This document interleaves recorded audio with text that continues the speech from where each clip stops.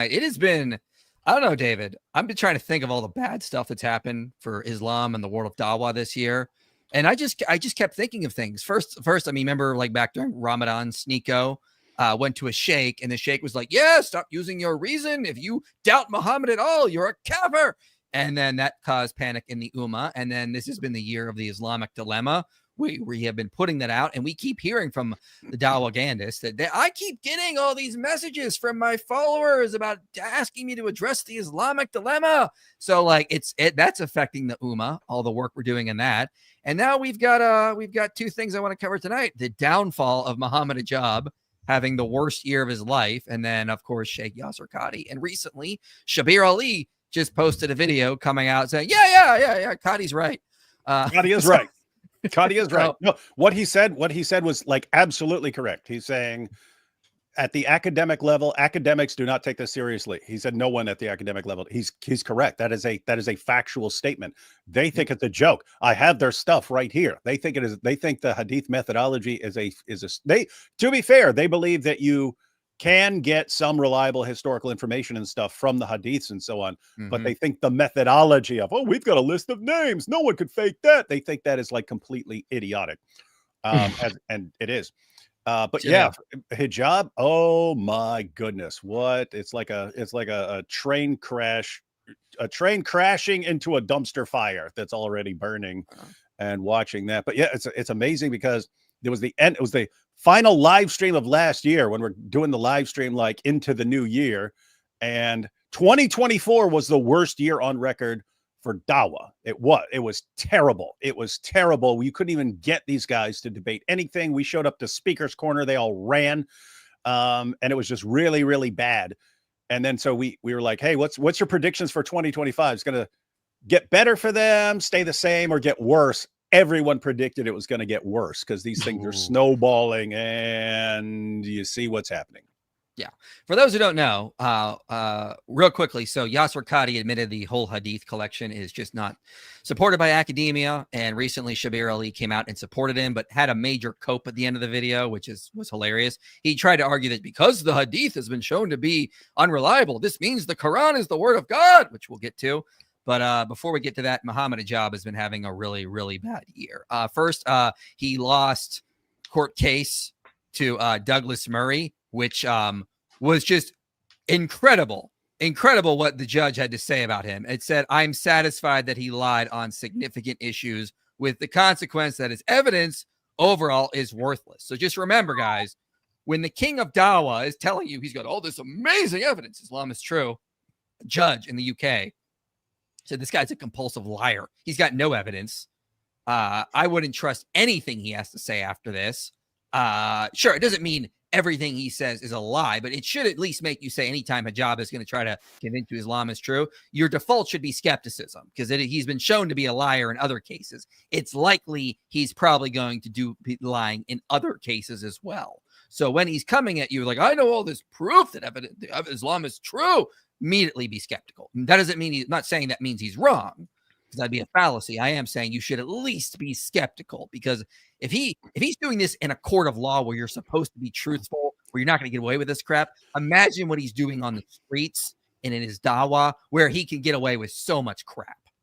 Oh, and if you read this whole, I mean, absolutely hilarious. I mean, it's funny because the judge isn't trying to be hilarious, but it's hilarious. This is the first time I'm reading about this. I'm reading this for the first time. What is this exactly, really quickly? So this is Muhammad Hijab sued Douglas Murray for saying. So basically, Douglas Murray said in an article for The Spectator, said Muhammad Hijab is a street agitator, and he was riling up Muslims in a hostile environment with Hindus and Jews and so on.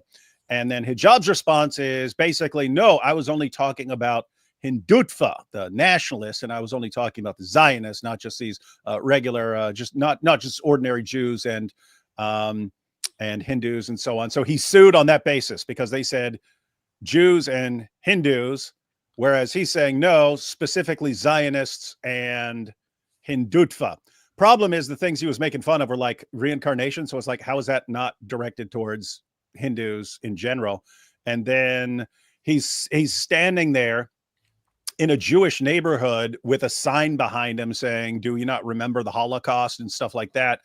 And then when the judge brings this up, it's like, sounds like you're just messing with Jews in general with that kind of stuff. He's going, "What? There's a sign behind me? What? I pay no attention."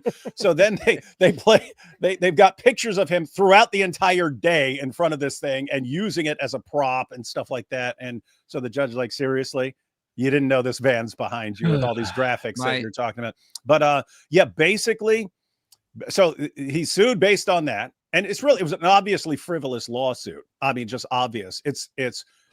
There are people, Andrew Tate's like this. You'll sue someone to make them back down because they don't want to spend the time and go to court and do all this stuff. So they'll just give you a quick payoff and then you can claim victory. See, they've admitted that I was right. No, they admitted that they didn't want to go through a stupid trial like this. So that's what he takes Andrew Tate as his role model, and tried the same thing and did not go well for him. But the real takeaway in all this, if you read this, he did in court the exact same thing that is impressive to his idiot followers. Like, he has these moron followers, and as long as you thump your chest and you act like an idiot and start speaking in a really condescending tone towards everyone, then they're really impressed by that and like, "Oh, this person must be right." He did the exact same thing in court. They're saying things to I will refute you. Like, yeah, no, exactly. Instead, he start arguing, and he's argumentative, and he's speaking in a condescending tone. And then, like, someone will say something, he'll be like, "Oh, you guys obviously don't even speak English." Here's like, you're talking to some seriously educated people in this courtroom and telling them they don't even speak English. And then his lawyer's giving his conclusion, man. and he said Hijab is sitting there chewing on donuts and sucking the sugar off his fingers in front of the court and everything. It's like, he's acting. Does he think he's in a movie? No, this is what is impressive to their fans. Or keep in mind, when Ali Dawah was debating AP, Ali Dawah had a guy feeding him grapes as he's doing. For some reason, they think that's, if you show that you're eating while the other person is making a point and stuff, that makes you strong. You don't do it in court, you giant idiot. If you have followers that are that dumb and that's the sort of low-level nonsense that impresses them, fine. But it's like he's been programmed for the past decade. This is what works. This is how you impress people. And oh, by the way, the people in that courtroom will be the exact same. And a judge did not agree. Mm-hmm. And you can sense his resentment and embitterment as a disgruntled man that he is. Yes. And my favorite part of this whole thing is he was doing the Hindutva thing, and the judge says this, it says, when asked to name anyone in the world who subscribed to Hindutva in ideology who was not a Hindu, Muhammad Hijab was able to give one name: Benjamin Netanyahu. Like, this is full of stupidity we were dealing with in this epic court case, and we lost. He now has to pay £670,000 sterling in punitive damages, which is rare in UK court. That doesn't happen. This is how bad he lost. Hey, £670,000. That's like the weight of his ego, and and what he has to pay.